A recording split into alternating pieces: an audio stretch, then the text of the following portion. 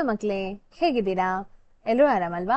Medha to score more YouTube ಚಾನೆಲ್ಗೆ ನಿಮ್ಮೆಲ್ಲರಿಗೆ ಸ್ವಾಗತ. ಇವತ್ತಿನ ತರಗತಿಯಲ್ಲಿ ನಾವು NMMS ಹಾಗೂ NTSC ನವೋದಯ ಮತ್ತು ಆದರ್ಶ ವಿದ್ಯಾಲಯದ ಪರೀಕ್ಷೆಗಳಿಗೆ ಯಾರೆಲ್ಲ ಮಕ್ಕಳು ತಯಾರು ಮಾಡ್ತಾ ಇದ್ದಾರೆ ಅವರಿಗೆ ಸಹಾಯ ಆಗುವಂತೆ ಸಾಮಾನ್ಯ ವಿಜ್ಞಾನದ ಒಂದು 15 ಕ್ವಿಜ್ ಕ್ವೆಶ್ಚನ್ಸ್ ಗಳನ್ನ ಅಥವಾ ಪ್ರಶ್ನೋತ್ತರಗಳನ್ನ ತಂದಿದ್ದೇವೆ. ಸೊ ತಡ ಮಾಡದೆ ಶುರು ಮಾಡೋಣ ಬನ್ನಿ. ಮೊದಲ ಪ್ರಶ್ನೆ, ಜೈವಿಕ ವಿಘಟನೆಗೆ ಒಳಗಾಗುವ ಮಾಲಿನ್ಯಕಾರಕವನ್ನ ಇವುಗಳಲ್ಲಿ ಗುರುತಿಸಿ. ಸೊ ಜೈವಿಕ ವಿಘಟನೆ ಅಂತ ಹೇಳಿದ್ರೆ ಯಾವುದು? ಜೈವಿಕ ವಿಘಟನೆ ಅಂದ್ರೆ ಏನು? ಜೈವಿಕ ವಿಘಟನೆ ಅಂತ ಹೇಳಿದ್ರೆ ಬ್ಯಾಕ್ಟೀರಿಯಾಗಳು ಇದನ್ನ ಏನ್ ಮಾಡ್ತದೆ? ತಿಂತದೆ ನೋಡಿ, ಅಥವಾ ಬ್ಯಾಕ್ಟೀರಿಯಾಗಳು ಇದರ ಮೇಲೆ ಪ್ರಯೋಗ ಮಾಡುವಂತಹದ್ದು, ಆಕ್ಟ್ ಮಾಡುವಂತಹದ್ದು, ಅದನ್ನ ಜೈವಿಕ ವಿಘಟನೆ ಅಂತ ಹೇಳ್ತಾರೆ. ಸೊ ಇವುಗಳಲ್ಲಿ ಯಾವುದು ಒಳಗಾಗ್ತದೆ? ಸಲ್ಫರ್ ಡೈಆಕ್ಸೈಡ್, ಚರಂಡಿ ನೀರ, ಸೀಸದ ಸಂಯುಕ್ತವು ಕೀಟನಾಶಕ ಎಲ್ಲವೂ ಕೆಮಿಕಲ್ ಅಲ್ವಾ? ಹಾಗಾದ್ರೆ ಇದರಲ್ಲಿ ಕೆಮಿಕಲ್ ಅಲ್ಲದ್ದು ಯಾವುದು? ರಾಸಾಯನಿಕ ಅಲ್ಲದ್ದು ಯಾವುದು? ಚರಂಡಿ ನೀರು. ಹಾಗಾದ್ರೆ ಉತ್ತರ ಏನಾಗ್ತದೆ? ಚರಂಡಿ ನೀರು ಸರಿಯಾದ ಉತ್ತರ ಆಗ್ತದೆ. ಆಯ್ತಾ? ಚರಂಡಿ ನೀರು.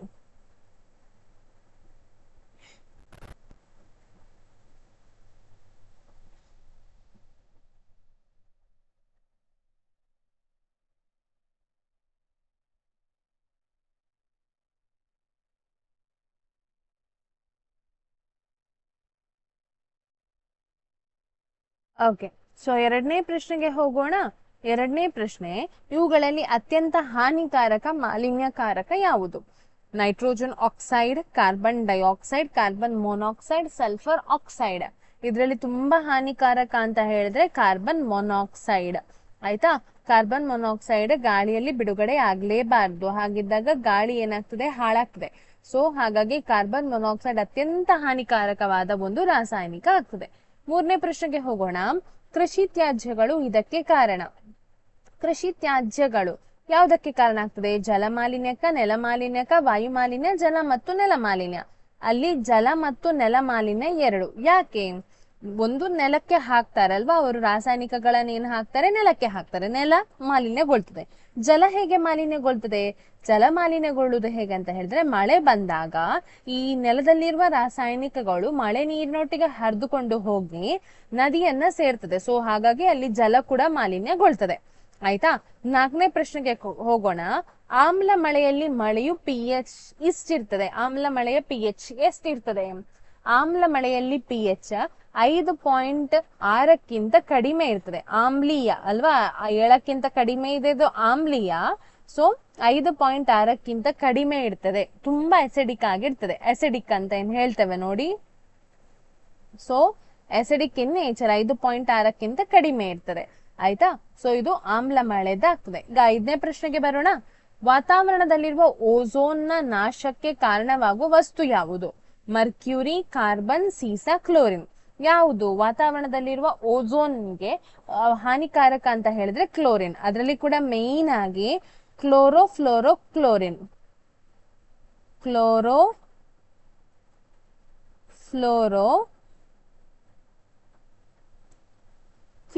ಅಂದ್ರೆ CFC. ಆಯ್ತಾ? ಇದು ಯಾವುದರಿಂದ ಬಿಡುಗಡೆ ಆಗ್ತದೆ?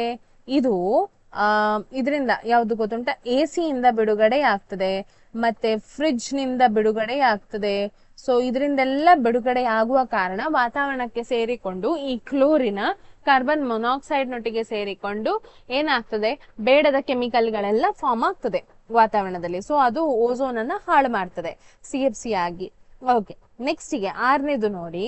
ಇದನ್ನ ಕಡಿಮೆ ಮಾಡುವುದರಿಂದ ಜಾಗತಿಕ ತಾಪದ ಏರಿಕೆಯನ್ನ ಕಡಿಮೆ ಮಾಡಬಹುದು. ಜಾಗತಿಕ ತಾಪದ ಕಡಿಮೆ ಆಗ್ಬೇಕಾದ್ರೆ ಯಾವ್ದನ್ನ ಕಡಿಮೆ ಮಾಡಬೇಕು? ಕ್ಲೋರೋಫ್ಲೋರೋ ಕಾರ್ಬನ್ ಅನ್ನ, ಅಥವಾ ಚರಂಡಿ ನೀರನ್ನ, ಹಸಿರು ಮನೆ ಅನಿಲಗಳನ್ನ, ಅಥವಾ ತ್ಯಾಜ್ಯಗಳನ್ನ? ಹಸಿರು ಮನೆಯ ಅನಿಲಗಳು ಅಂದ್ರೆ ಜಾಗತಿಕ ತಾಪಮಾನ ಏರಿಕೆ ಆಗುವುದು ಹೇಗೆ ನೋಡಿ. ಇದೊಂದು ಭೂಮಿ ಅಂತ ತಿಳಿದುಕೊಳ್ಳಿ. ಸಾರಿ ನೋಡಿ, ಇದು ಭೂಮಿ. ಆಯ್ತಾ?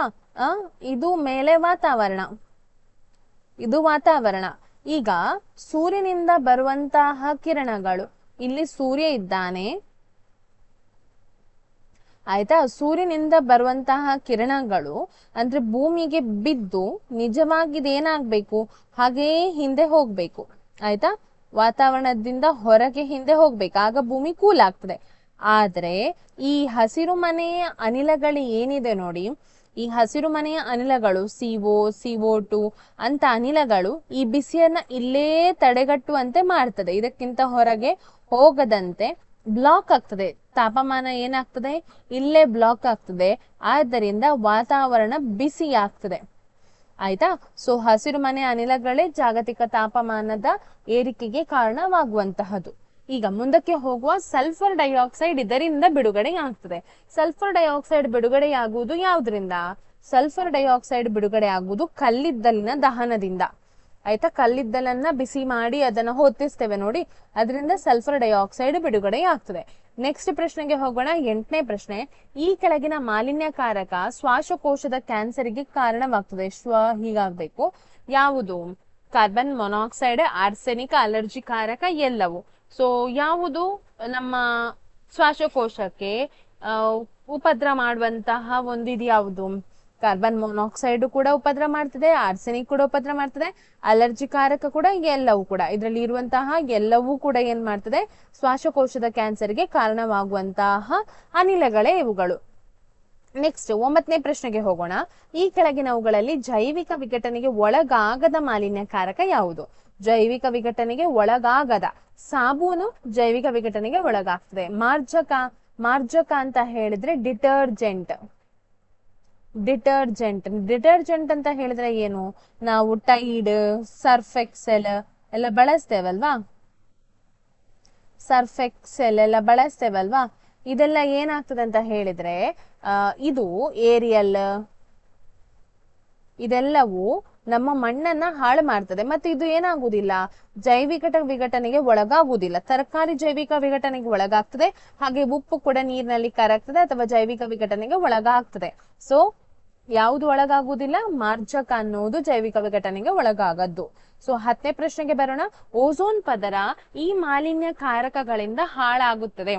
ಓಝೋನ್ ಪದರ ಹಾಳಾಗುವುದು ಯಾವುದರಿಂದ? ಆಗಷ್ಟೇ ನಾನು ಹೇಳಿದೆ, CFC ಇಂದ. CFC ಅಂತ ಹೇಳಿದ್ರೆ ಏನು? ಫ್ಲೋರೋ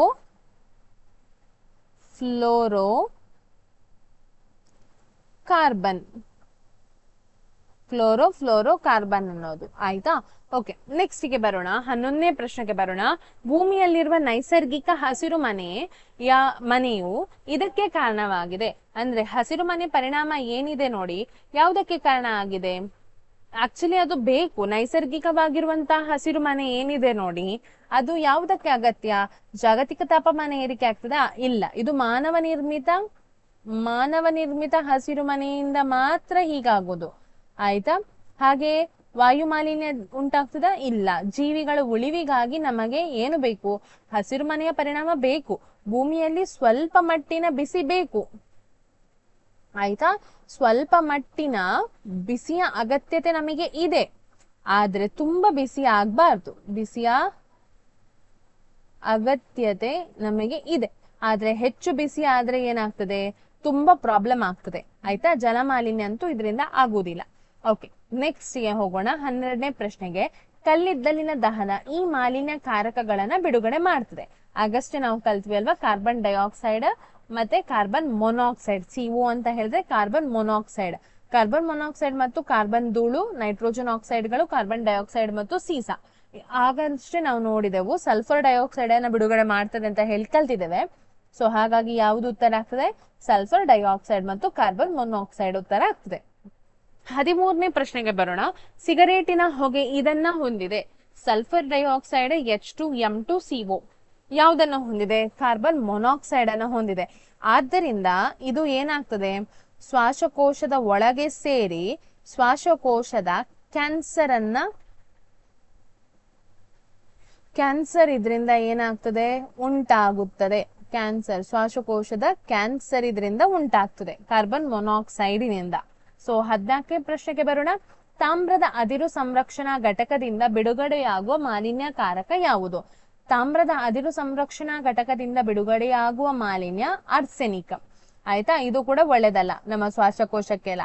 ಸೊ 15ನೇ ಪ್ರಶ್ನೆಗೆ ಬರೋಣ. ಈ ಶಬ್ದದ ಪ್ರಮಾಣ ಮಾನವನ ಕಿವಿಗೆ ಹಾನಿಕಾರಕ.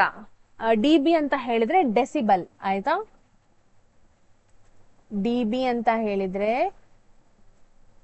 ಡೆಸಿಬಲ್.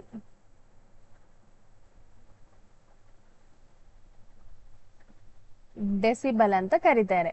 ಇದು ಶಬ್ದವನ್ನ ಅಳತೆ ಮಾಡುವ ಒಂದು ಇದು ಅಳತೆ ಮಾಡುವ ಮಾಪನ.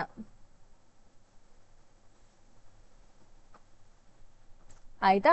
ಸೊ 100 ಡಿಬಿಗಿಂತ ಕಡಿಮೆ, ಡೆಸಿಬಲ್ಗಿಂತ ಹೆಚ್ಚು, 100 ಡೆಸಿಬಲ್ಗಿಂತ ಕಡಿಮೆ, 80 ಡೆಸಿಬಲ್ಗಿಂತ ಕಡಿಮೆ, 40ರಿಂದ 80 ಡೆಸಿಬಲ್ ನಡುವೆ ಇದ್ರೆ ಕಿವಿಗೆ ಹಾನಿ ಆಗ್ತದೆ ಅಂತ ಹೇಳ್ತಾರೆ.